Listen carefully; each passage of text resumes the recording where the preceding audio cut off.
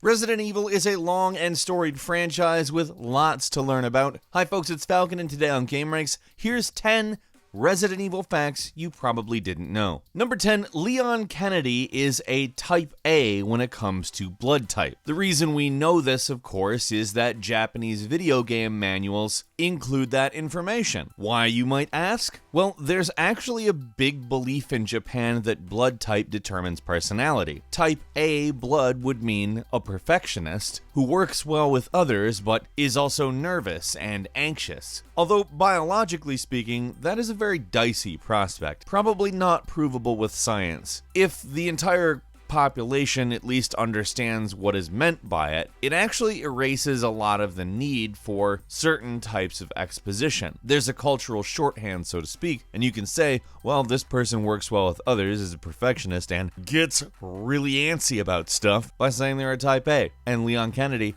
is a type A. Number 9, some Resident Evil movie facts for you. Every single Resident Evil movie has turned a profit. These movies have a combined revenue of over $1 billion. Not bad for, let's just face it, some contentious film. A lot of people like them. A lot of people really don't like them. Interestingly enough, George A. Romero, the inventor of the zombie genre, at least what we would currently call the zombie genre, actually wrote a script for the original Resident Evil. It was rejected and we got what we got. During filming on the first one, there was an accident that injured 16 people. When medics came, they were having a lot of trouble figuring out who was injured and how because of the zombie makeup. And it wasn't just that. Resident Evil, the final chapter, actually had a stunt woman lose an arm. She was doing a motorcycle stunt and hit a camera crane and almost died because the left artery in her neck was actually severed. A slightly less good outcome is when a crew member was crushed to death by a Hummer. Yeah, they were really not good productions in terms of casualties. Number 8, Resident Evil 4 was originally supposed to be a stylish reboot. As in, we had the 3, probably in my opinion, best games of the series, and they were ready to turn the page and try something totally different. They developed a game that was very different, and then decided it definitely wasn't Resident Evil 4. Or Resident Evil at all, for that matter. What they ended up doing with that was reworking it into Devil May Cry, which is a phenomenal game, but so different from Resident Evil 4, or any Resident Evil game for that matter, that it's really hard to imagine that game being Resident Evil, but the way things ended up, I definitely am not going to complain personally. Devil May Cry is awesome. Number 7, there's evidence the original Resident Evil shares some source code with Goof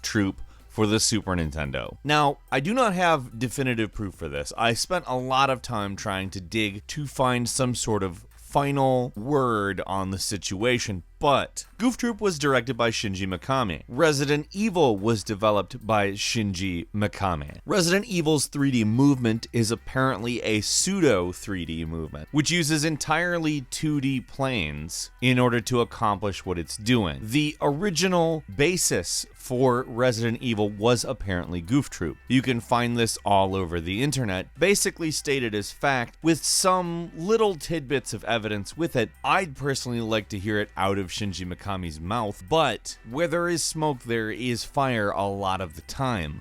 I think it's interesting as it's not quite speculation, as there's a lot of actually programming-minded people who have made this assertion, but again, I'd like to hear it out of Shinji Mikami's mouth. Number 6, the music for the Resident Evil movie, the original Resident Evil movie, was written by Marilyn Manson. At least the theme music, which is kind of a plodding track with a lot of industrial sounds that you might attribute to a Trent Reznor or a particularly downtrodden version of Mark Mothersbaugh. But no, it's actually Marilyn Manson, who has actually scored a lot of film. And interestingly enough, Mamoru Samuragachi, the original composer of the music for Resident Evil and Onimusha, was revealed to be a fraud. Most of the music that was credited to him starting in 1996 was ghostwritten by a composer named Takashi Nigaki. Thanks to this, the Resident Evil director's cut has mansion basement. Number 5, Resident Evil 4 has an interesting relationship with Nintendo. Mikami and company remade the original Resident Evil on the GameCube, and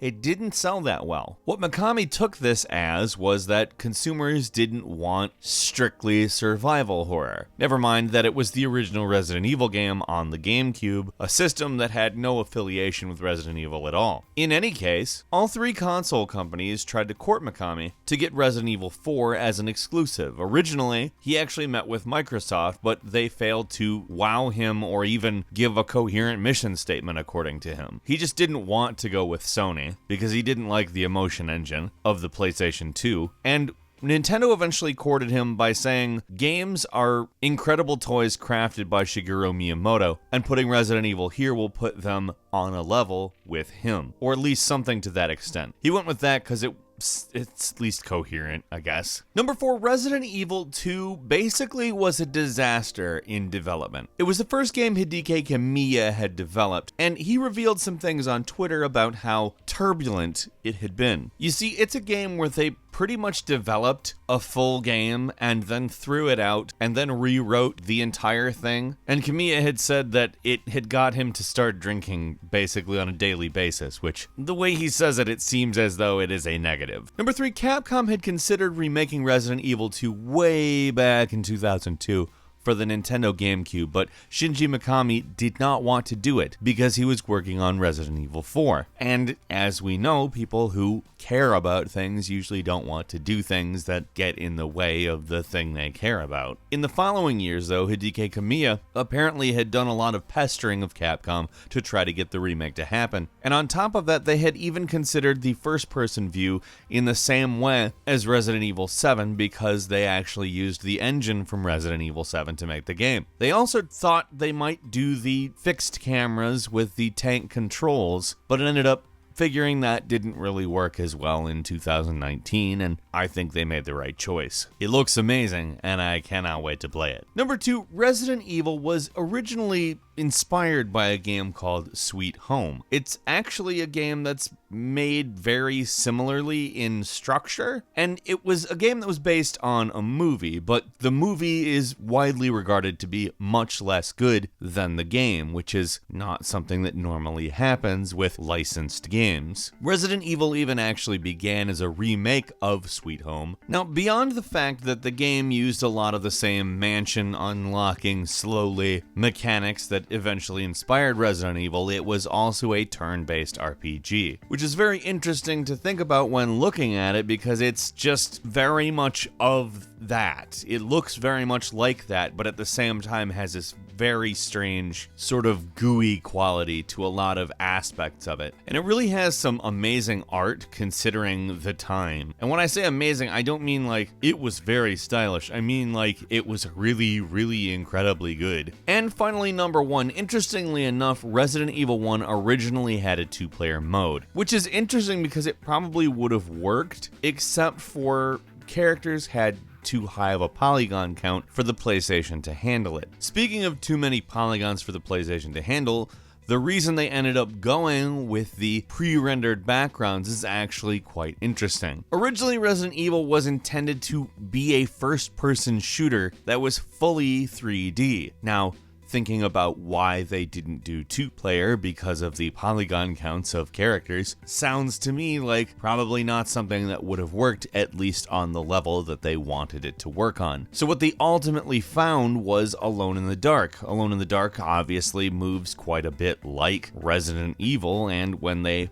played Alone in the Dark, they basically had their breakthrough moment. Shinji Mikami was originally not excited to use the fixed view camera angles, because, as you know, video games are meant to be immersive, and this apparently would have been bad for the immersion factor. I have to say I disagree, because if you've ever played Resident Evil, especially when there wasn't anything on that technical level in existence yet, it was very immersive, it was very different. It didn't really look like reality, but it certainly was a big step up from everything else we had seen up until that point. And part of it was that he was able to use pre-rendered backgrounds in the game game and achieve a level of detail that just wouldn't have been possible if he had done it as a fully 3D Doom clone style Sweet Home Doom thing. Ultimately, Resident Evil's awesome, so everything that led them to where they ended up, I'm happy for. Quick bonus fact for you, a quote-unquote human meat butcher shop was open in London as a PR stunt by Capcom. This was in 2012, actually quite a ways before the destination theme restaurant thing craze that frankly we hear about all the time thanks Japan had really taken root. But that would get publicity, I can say that. Human meat. You all geared up to play Resident Evil 2's remake? Did you know all of this stuff going in? Leave us a comment, let us know what you're thinking, and if you like this video, please click like. If you're not subscribed, now's a great time to do so. We upload brand new videos every day of the week, and the best way to see them first is, of course, a subscription, so